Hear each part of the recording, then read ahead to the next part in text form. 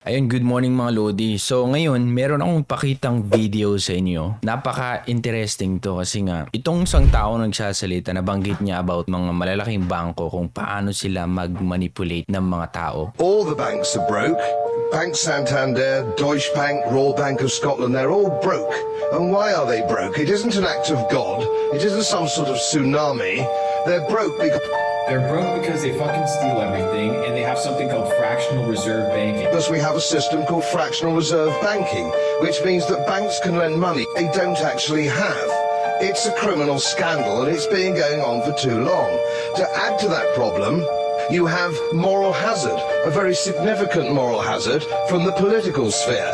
And most of the problem starts in politics and central banks, which are part of the same political system. We have counterfeiting, sometimes called quantitative easing, but counterfeiting by any other name, the artificial printing of money.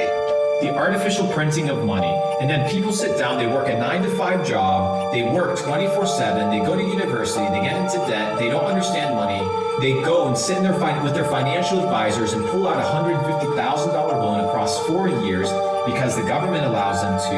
They work a 9-to-5 job for 50 grand a year. They don't even understand what money is, why money exists, and that people can print it out of thin air. You are a slave to the system. Which if any ordinary person did, they'd go to prison for a very long time. And yet governments and central banks do it all the time. Central banks repress the amount of interest that rates are, so we don't have the real cost of money.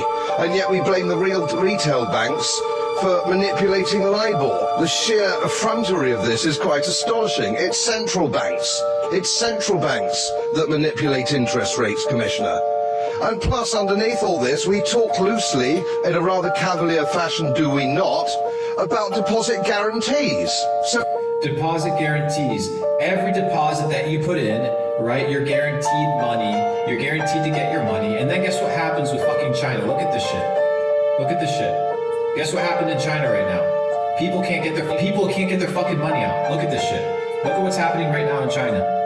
In real time, this is what's happening in China. Tanks are being put on the streets in China to protect the banks. This is a bank of the Henan branch of the Bank of China declaring that people... Ang government, nilagyan niya ng mga tangke o panggera yan dun sa mga bangko kasi nga, ang ginagawa ng mga Chinese people ngayon is gusto nilang i-withdraw yung pera nila. Kaso hindi na nila ma-withdraw kasi i-consider daw as investment na. Yun yung problema kasi ngayon, nabanggit na lahat ng mga bangko, yung malalaking bank na nabanggit, nasa crisis. Look at what's happening right now in China. In real time, this is what's happening in China. Tanks are being put on the streets in China to protect the banks. This is a bank of the Henan branch of the Bank of China declaring that people's savings in their branch are now investment products and can't be withdrawn. This is happening in real time in China, but you're not going to hear about it because it's a scam. In what world? They're guaranteeing you money, but they're going to deposit your money, that you're going to be able to get the money that you deposit, and then you realize it's all a joke. Every single part of it, it's a scam. when banks go broke through their own incompetence and chicanery, the taxpayer picks up the tab. It's theft from the taxpayer. And until we start sending bankers, and I include central bankers and politicians, to prison for this outrage, it will continue. We printed trillions of dollars, a complete disgrace. A complete disgrace and mismanagement of everything that's been built over the last decades in this country. Who's responsible? Who's responsible?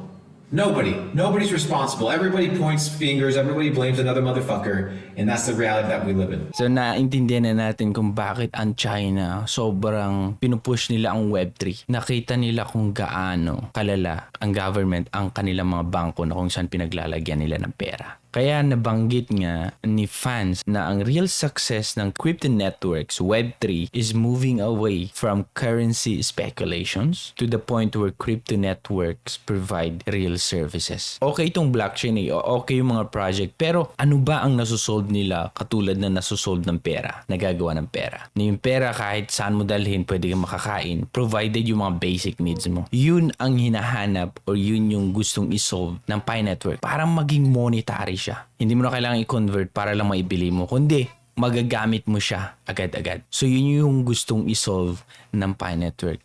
So sana meron tayong napulot na aral dito sa video nito mga Lodi. Ako si Torogi and thank you so much for watching.